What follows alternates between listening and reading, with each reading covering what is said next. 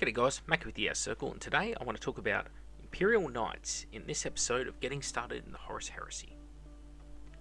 So, Imperial Knights, how do they work? Well, your Force Org chart is essentially the same as everyone else's. There are less troops available, less heavy support, less fast attack, but, well, they work differently. So, pretty much all the Knights as an option are open to you when you want to build a list. And then they move into different force organization slots based on what type of Scion ability you give them. Now, I'll go into these in a moment, but essentially, you pick which force org slot they fit into, which is pretty cool. Now, when it comes to the HQs, a little disclaimer. There is an option of taking the special character Archmagos Dracovic in an army. That is something we'll cover off on when I revisit this series and do sort of the intermediate and advanced sort of lists to be buying models for. But right now, for basic lists, let's ignore him. This list that I'm going to do today is going to be a starting list, and it's going to have 4 knights in it. That's it. 4 basic, simple knights. I'm going to tell you why I've picked those sort of specific knights, and, well, go from there. It's sort of my recommended build for those who are getting into it. Not that they're the best or the strongest, I just think it's a good baseline to begin with. Obviously, if you're going to collect knights and really go for it in 30k, just get one of everything. And you'll figure out very quickly what's good and what isn't. So, first things first. Out of the different ranks, there's your HQ options, which are the Seneschal or the Lord Scion. Now, the Seneschal gets +1 weapon skill and ballistic skill, and +1 to any invulnerable saves he has, and he gets a Warlord trait. Okay. You can also reroll a Warlord trait. Basically, this is your top tier of upgrade that you can give to a knight when you make them a HQ. It's a 0 to 1 choice. You may only have one Seneschal. There is also another 0 to 1 choice, the Lord Scion.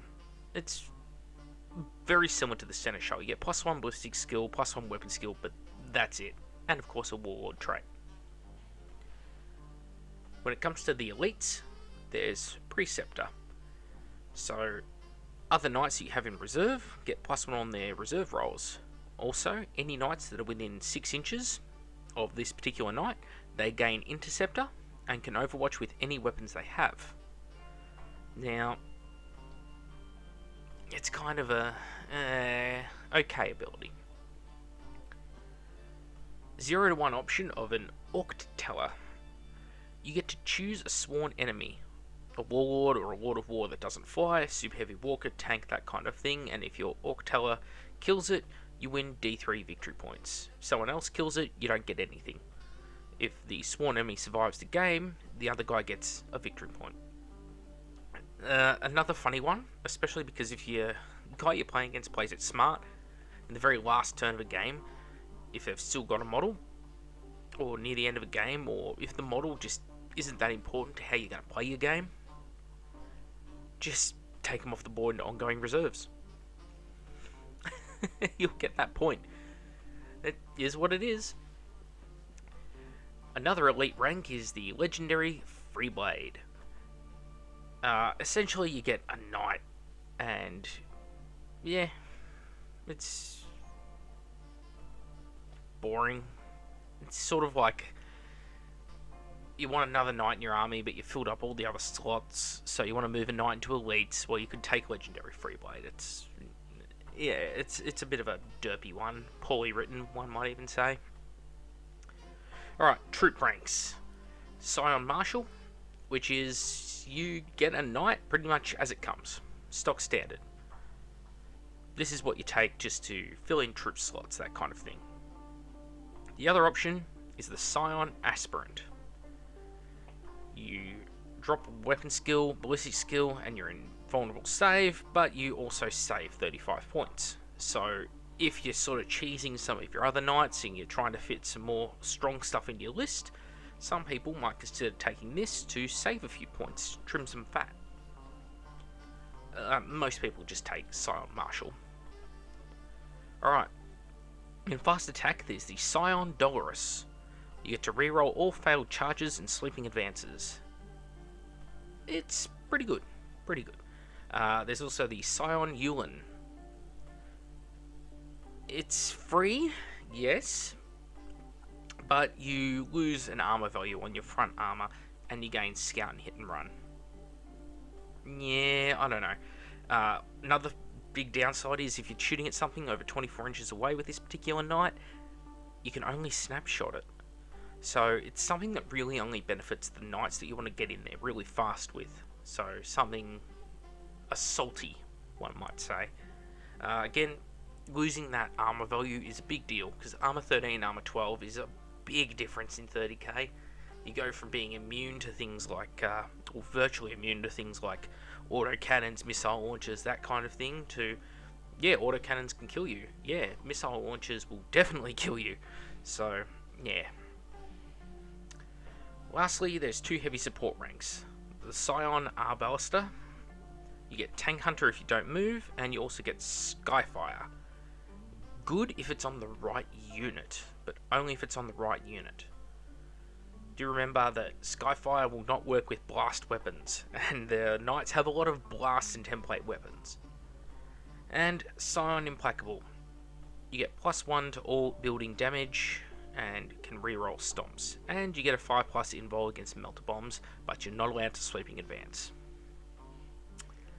Yeah, Scion Ballista is a pretty popular one with very shooty knights. I don't think I've ever seen Scion Implacable used, however, because most knights that stomp a building will destroy that building anyway. So yeah, that's Imperial Knights in a nutshell. Anyway, let's talk about the miniatures themselves. So as I said, there's going to be 4 knights that I've picked that I think make the ideal starting list for knights. Now, as I said, not necessarily the strongest, the best knights, or the ones that will win you every game. I just think they're very well rounded and well balanced. So the one I usually pick as a seneschal is the Cerastus Knight Lancer. The Lancer is brilliant. Why? Because it has a invulnerable save where other knights don't in close combat. And with the bonuses to invulnerable saves provided by being a seneschal, and the fact that you're a close combat oriented knight, the increased weapon skill does help. Also, it actually has a multiple shot plasma gun, essentially, that it can shoot at its enemies. And interesting thing about that is it's a concussive weapon. So something like monstrous creatures, hey, perhaps consider shooting those first with that, such as a Demon Prince, or a Bloodthirster, something that the Word Bearers might bring to the party. Hit them with that weapon, concuss them, knock them down to bugger all initiative, and then charge them and use your higher weapon skill and your very strong attacks to take them down. The Cerastus Knight Lancer is probably the number one go-to choice for a HQ for a knight army. Now again, there are other knights that it also works well on, such as the next one, the Knight Acheron. Now the Knight Acheron fits into my lists above, say, the Castigator, because, well, it's reliable in multiple roles. First, the Flamestorm cannon that it has, the giant Hellfire gun, or whatever it's called, that thing just murders units. High strength, relatively low AP, like anything worse than a Terminator basically will just get fried. This is very much an anti-horde weapon, and the knight is fast that's using it. Not only that, this thing has a chain fist, and it's a knight. It's a strength 10 chain fist, and it has a fair amount of attacks. This knight will kill other knights. But I think it does lose out to the Knight Lancer when it comes to a one-on-one straight engagement, which is why I usually prefer to take the Lancer as the Seneschal. It just gets the most benefits out of the Seneschal rules. But the Acheron is another good, solid option. Also a solid option if you take it as a Dolorous fast attack knight. When it comes to the troops, I go for the basic plastic knights. An Imperial Knight Paladin, you can take these with either the battle cannon or the rapid fire battle cannon, which, whilst being only strength 6, does have the multiple shots, so again, pretty good at killing space marines. And of course, the Imperial Knight Errant, which does have a weapon that can, well, mess up most tanks, Terminators, things like that. So in this force, what you end up with is someone who will charge in very quickly. Basically, this is the first knight they have to target, and it's the hardest to kill.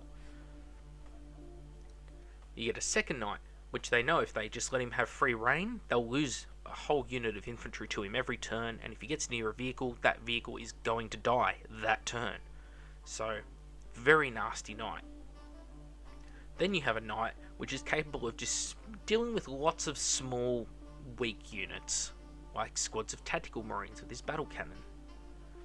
And then you follow it up with a knight which is good at killing vehicles and terminators, where the fact that he has less shots and inferior shooting compared to the other knights doesn't matter, because the fact that what he does hit, he can instantly kill, such as Custodes, for example, suffer hard from this because they only get their invulnerables. So these are the things that I think make a good basic starting knights list. Now, for everyone, you may find it different. You may think that, hey, my ideal starting knight list is 3 knight lancers. That's perfectly fine. But this list I'm giving you right now, I know you can comfortably fit this into a 2,000 point game. In fact, you could even add another knight. You could probably even fit this into a 1,500 point game. You're only looking around the 450 mark for each of the larger knights, the Lancer and the Acheron, and around the 375 mark for the Paladin and the Errant. So yeah, you can do this army pretty cheap when it comes to points. So that's Imperial Knights in a nutshell. There's not too much to go on about here. They're not a sort of friendly game list. A lot of people don't know how to deal with knights, but you'll find that most Heresy players who've been playing for a while usually have something in their list to deal with knight armies. You'll find Iron Warriors are a very strong army against knights because they have a lot of tank hunters or a lot of things like crack missiles that they can fire into the armor from different sides, which prevents sort of really bringing that ion shield to work, as well as things like Graviton and Haywire. Mechanicum Voltrax, they will just massacre knights, because knights really don't have enough Skyfire, if they even have any at all, to deal with them. So the Voltrax just get into the side arc and just spam the Haywire. It's just a really quick way to take down knights. And of course, enemy knights. If the enemy does bring a knight of their own, well, that's where the Lancer comes in. The Lancer is very good at killing other knights. And my suggestion would be, especially if he's a Seneschal, you know you've got the invulnerable save edge, charge their knight.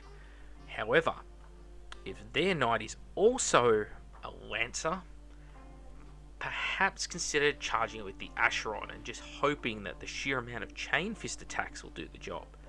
Or even tag team them, 2 knights at once. Up to you how you approach it. Anyway, make with the outer circle.